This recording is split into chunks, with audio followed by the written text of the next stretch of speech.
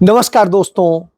राहुल गांधी, नेता प्रतिपक्ष राहुल गांधी, जननायक राहुल गांधी क्या अर्बन नक्सल है? क्या सच की बात करना, जनता के हित की बात करना, संविधान की बात करना, डॉक्टर भीमराव अंबेडकर के और तमाम सारे हमारे देश के स्वतंत्रता संग्राम सेनानियों के, देश के निर्माताओं के सम्मान की बात करना अर्बन नक्सल है? क्या इस देश के बेरोजगारों की आवाज उठाना, इस देश की बेटियों की आबरू की रक्षा की आवाज उठाना, इस देश के आम जन की संपत्तियों की रक्षा की आवाज उठाना और इस देश के भविष्य की, महंगाई की, मणिपुर की, किसानों की आवाज उठाना अर्बन नक्सल है? यदि ये अर्बन नक्सल है तो हां, राहुल गांधी अर्बन नक्सल है। लेकिन क्या अमित शाह पागल कुत्ते की तरह हो गए हैं? क्या नरेंद्र मोदी सिर्फ झूठ बोलने और नफरत फैलाने और अडानी की नौकरी करने भर के प्रधानमंत्री हो गए हैं? और क्या इस देश के लोगों को टैक्स टेरर में, इस देश के बच्चों को, इस देश के तमाम वर्ग को टैक्स टेरर में बांध देने के लिए ही नरेंद्र मोदी जीएसटी लाए थे, जिससे उसका सारा लाभ अडानी को दिया जा सके? और क्या जासूसी करा के, डॉक्टर अंबेडकर का अपमान करके वो इस देश को बना रहे हैं? जी हां, सवाल यही खड़े हैं। सवाल इसलिए खड़े कि भारतीय जनता पार्टी के तमाम नेता, प्रधानमंत्री और उनके तमाम मुख्यमंत्री राहुल गांधी को अब अर्बन नक्सल कहने लगे। जब वो अर्बन नक्सल कहते हैं तो सोचना पड़ेगा कि आखिर क्यों कहते हैं। आपको याद होगा, अभी पीछे विधानसभा चुनाव के दौरान हरियाणा में कुरुक्षेत्र में प्रधानमंत्री ने राहुल गांधी और कांग्रेस पार्टी को अर्बन नक्सल कहा था। उसके बाद में उनकी पूरी पार्टी शुरू हो गई अर्बन नक्सल। किसानों को भी अर्बन नक्सल कहा था। जो आंदोलन करते हैं, आंदोलन में लोगों के हितों के लिए लड़ते हैं, समाज के लिए लड़ते हैं, उनको अर्बन नक्सल कहा था। अब महाराष्ट्र का नया मुख्यमंत्री देवेंद्र फडणवीस, वो राहुल गांधी को अर्बन नक्सल कह रहा है। चलिए, अच्छी बात है। यदि राहुल गांधी संविधान की लड़ाई लड़ रहे हैं तो क्या अर्बन नक्सल हो गए? ये सवाल खड़ा है, क्योंकि राहुल गांधी लगातार संविधान और उसमें दिए गए प्रावधानों के संरक्षण के लिए लड़ाई लड़ रहे हैं, उसके सम्मान के लिए लड़ाई लड़ रहे हैं। जब डॉक्टर भीमराव अंबेडकर का, जो संविधान की प्रारूप समिति के निर्माता हैं, उनका जब अपमान होता है, संसद के भीतर अपमान होता है और देश का गृह मंत्री अपमान करता है, भाजपा के लोग अपमान करते हैं, तब उस पर आवाज उठाना क्या अर्बन नक्सल है? उसके लिए लड़ना, उसके सम्मान के लिए लड़ना क्या अर्बन नक्सल है? क्या जब पंडित जवाहरलाल नेहरू, महात्मा गांधी, सरदार वल्लभ भाई पटेल और मौलाना आजाद समेत तमाम हमारे देश के उन पुरोधाओं जिन्होंने भारत को बनाया, उनका अपमान होता है, तो उसके लिए ईमानदारी से सच्ची लड़ाई लड़ना क्या अर्बन नक्सल है? यदि ये है तो निश्चित रूप से राहुल गांधी अर्बन नक्सल है। और इस भारत को सुरक्षित बनाने के लिए श्रीमती इंदिरा गांधी ने पाकिस्तान के 2 टुकड़े कर दिए, बांग्लादेश एक अलग सेकुलर राज्य बना दिया और सबसे बड़े इस सरेंडर की फोटो डिफेंस यानी सेना भवन से हटा दी जाती है, तो उस पर सवाल उठाना क्या अर्बन नक्सल है? यदि है, सेना के सम्मान की बात उठाना, तो निश्चित रूप से राहुल गांधी अर्बन नक्सल है। और यदि इसी तरीके से युवाओं को बेरोजगारी में ढकेला जा रहा है, उनके हक मारे जा रहे हैं, और उसकी आवाज जब राहुल गांधी उठाते हैं, तो क्या वो अर्बन नक्सल है? यदि है तो हां, फिर तो अर्बन नक्सल है। और यदि लड़कियों की आबरू लूटी जाती है, मणिपुर में लड़कियों की नग्न परेड कराई जाती है, मणिपुर पिछले 2.25 साल से जल रहा है, वहां पर आए दिन हत्याएं, दूसरी और घटनाएं हो रही हैं, 60,000 से अधिक लोग बेघर होकर के शरणार्थी कैंपों में पड़े हैं, बच्चों की शिक्षा और जीवन बर्बाद हो रहा है, लोग मर रहे हैं, इसकी आवाज उठाना यदि अर्बन नक्सल है तो हाँ, राहुल गांधी अर्बन नक्सल है।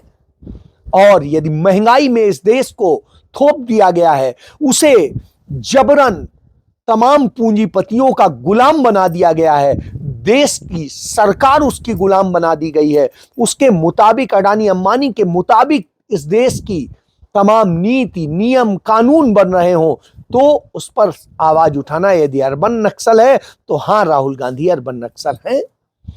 और यदि इस देश के लोगों को हक दिलाने, इस देश की सीमाओं पे जहां चीन कब्जा कर रहा है, कहीं कोई और देश कब्जा कर रहा है, हमारे हक मारे जा रहे हैं, सब कुछ हो रहा है, और इसके खिलाफ यदि बोलना अर्बन नक्सल है तो हाँ, राहुल गांधी अर्बन नक्सल है। यदि किसानों के हक मारे जा रहे हैं और सैकड़ों किसान मर चुके हैं तमाम आंदोलन करते हुए अपने हक के लिए, और वो मिनिमम हक मांग रहे हैं, मैक्सिमम नहीं, ऐसी स्थिति में यदि उनके ऊपर अत्याचार होते हैं और उसकी आवाज राहुल गांधी बनते हैं, तो यदि वो इस कारण से अर्बन नक्सल है तो हाँ, वो अर्बन नक्सल है। आपने देखा इतने साल से जिस तरह से भारत की स्थिति कर दी है पिछले एक दशक में, उससे सारी चीजें बर्बादी में जा रही हैं। असमानता में भारत दुनिया में सबसे ऊपर पहुंच गया है, महंगाई में सबसे तेजी से भारत में महंगाई बढ़ रही है, भारत के अंदर बैंकें लूट रही हैं पूंजीपतियों के लिए, और इस देश में तमाम सारे युवाओं के, लड़कियों के भविष्य के, जो आने वाले बच्चे हैं उनके भविष्य को छीना जा रहा हो, तब उसकी आवाज बनना यदि अर्बन नक्सल है तो राहुल गांधी अर्बन नक्सल है। जी हाँ, इन सब में ढकेल दिया गया है। और ये सब पैसा कहां जा रहा है? ये अडानी अंबानी जैसों की जेब में जा रहा है। आप जीएसटी काउंसिल की मीटिंग हुई तो जो मक्के के दाने का पॉपकॉर्न बनता है उस पर भी 18% जीएसटी लगा दिया गया। इसके पहले हमने देखा था पराठे पर, रोटी पर, दूध पर, मक्खन पर, सब पर लगा दिया गया था, किताबों पर लगा दिया गया था, कॉपियों पर लगा दिया गया था। तो अब आपको न पढ़ने के लिए है न कुछ है, आप जो जीवन बीमा लेते हैं, स्वास्थ्य बीमा लेते हैं, उस पर भी भयंकर जीएसटी लगा दिया गया। तो हर चीज पे 18% जीएसटी, इस पे इतना % जीएसटी, जीएसटी के नाम पे टैक्स टेरर बना दिया गया है। लूट करके पैसा जा कहां रहा है? अडानी अंबानी की जेब में। और उसके बाद जब उस पर आवाज उठाते हैं राहुल गांधी कि अंबानी की लूट नरेंद्र मोदी करा रहे हैं, इस देश की संपत्तियां भी लुटवा रहे हैं, सड़क हो, रेल हो, जहाज हो, पोर्ट हो, एयरपोर्ट हो, या इस देश के तमाम बिजली के कारखाने हो, खनिज संपदाएं हो, सब पर, जल, जमीन, जंगल, सब पर कब्जा कर लिया है अडानी ने। तो इस पर जब वो आवाज उठाते हैं, जो आम जन का हक मार करके ये सब उन्हें सौंपा गया है, तो आवाज उठाने पर वो अर्बन नक्सल हो जाते हैं। जी हां, वो जब भ्रष्टाचार अंबानी करता है, भारत की सरकार और अदालतें तो कोई कार्रवाई नहीं करती, लेकिन जब विदेशों में हो रही होती है तब भी हम नहीं चेतते हैं, तब तो सवाल उठाने से वो अर्बन नक्सल हो जाते हैं।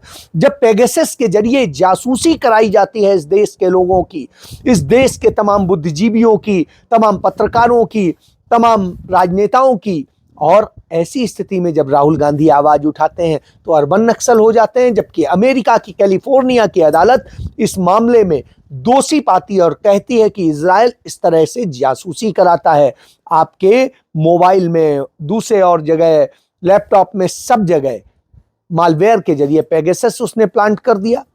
तो इस तरह के खेल होते हैं, तो ये कराया जाता है। जब राफेल का घोटाला होता है, भारत की अदालतें और सब कार्रवाई तो नहीं करते, जब फ्रांस की अदालत कार्रवाई करती है और तब आवाज उठती है, तब भी राहुल गांधी आवाज उठाते हैं तो नहीं सुनी जाएगी और कहा जाएगा अर्बन नक्सल है। तो यानी हर चोरी, हर गुनाह किया जाए और राहुल गांधी ना बोले, तो नेता प्रतिपक्ष की ड्यूटी क्या है कि वो हर उस मुद्दे पर बोले जो जनता के साथ अन्याय हो रहा हो। और राहुल गांधी बोलते हैं। जब संभल में, बहराइच में और दूसरी जगह नूह में और सब जगह दंगे फसाद सांप्रदायिक कराए जाते हैं और राहुल गांधी उस पर बोलते हैं, तो अर्बन नक्सल हो जाते हैं। राहुल गांधी जब बोलते हैं कि किस तरह से दलितों आदिवासियों पर पेशाब किया जा रहा है, उनकी हत्याएं की जा रही हैं और तमाम तरह के जुर्म किए जा रहे हैं, उनकी लड़कियों के साथ गैंग रेप किए जा रहे हैं और फिर उन्हें न्याय नहीं मिल रहा है तो वो अर्बन नक्सल हो जाते हैं।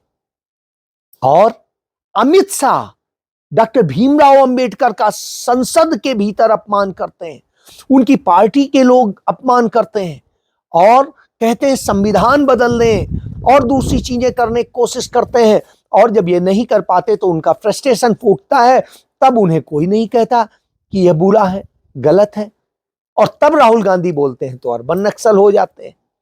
लेकिन कांग्रेस पार्टी ने ठान लिया है कि यह लड़ाई लड़ी जाएगी, क्योंकि किसान जिस तरीके से दिल्ली में मर रहा था, लेकिन प्रधानमंत्री अपने घर से 30 किलोमीटर दूर उनसे मिलने नहीं जा पाए, 11 महीने वो बैठे रहे, नहीं जा पाए, एक बार भी नहीं गए।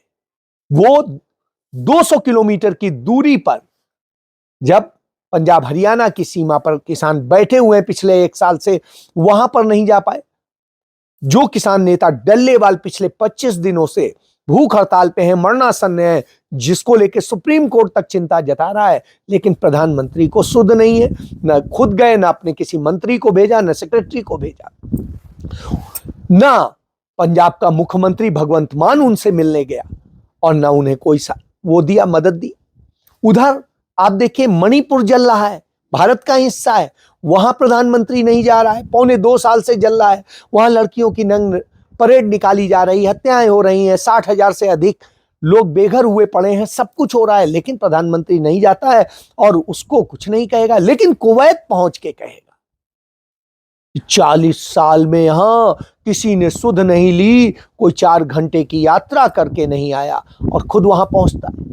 और वहां जाने के पहले मोहन भागवत से बयान दिलाता है कि मंदिर मस्जिद के विवाद अब रुकने चाहिए। और यही मोहन भागवत है जो चुनाव के समय में जामा मस्जिद भी जाते हैं, और यही मोहन भागवत है जो कहते थे कि हर मस्जिद, हर गुरुद्वारे, हर दरगाह के नीचे शिवलिंग मत ढूंढिए, और उसके बाद वो ढूंढे जाने लगे और उसके बाद में 100 से अधिक मुकदमे हो गए। इसी तरीके से अब ये कहा वहां पर वाहवाही होगी और अडानी को धंधा मिल जाएगा, तो सब ये काम हो रहा है। और जब इस पर राहुल गांधी आवाज उठाएंगे तो अर्बन नक्सल हो जाएंगे। जब इस देश के लोग महंगाई से मरेंगे, आत्महत्याएं करेंगे, तमाम व्यवसायी, छोटे व्यापारी आत्महत्याएं करेंगे, मरेंगे, क्योंकि उन्हें रोजगार नहीं मिल रहा है, स्थितियां नहीं सही है और वो टैक्स टेरर में मर रहे हैं, तब राहुल गांधी आवाज उठाएंगे तो अर्बन नक्सल हो जाएंगे। जब युवा बेरोजगारी में जाएंगे और सब बुरी स्थिति होगी और उस पर आवाज राहुल गांधी उठाएंगे तो ये हो जाएगा। बेटियों की आवाज उठाएंगे तो अर्बन नक्सल हो जाएंगे। तो यह स्थिति हो गई।